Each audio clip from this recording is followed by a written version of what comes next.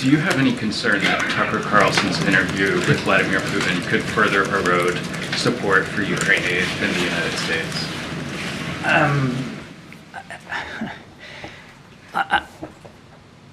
We're convinced that there is strong bipartisan support on Capitol Hill for supporting Ukraine.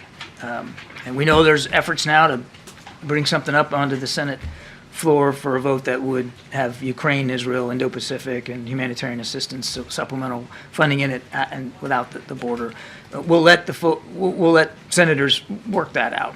The president believes that support for Ukraine is critical, particularly right now, as Russia continues to try to hit their defense industrial base, continue to hit their units on that battlefront from east to south. It's vital, and he's confident that, and based on the meetings he's had with leaders on Capitol Hill and the discussions he's had, certainly over recent weeks, that again the leadership, even on the House side, the leadership is solidly in support of supporting Ukraine. Now, how they're going to be affected or impacted by a television interview, I couldn't begin to guess. I guess I'm asking beyond just Congress, among the American people, many of whom, watch Tucker Carlson's show and are inclined already to be skeptical of American support for Ukraine. Would hearing directly from Putin potentially erode that further, not just in the halls of Congress, but among the people?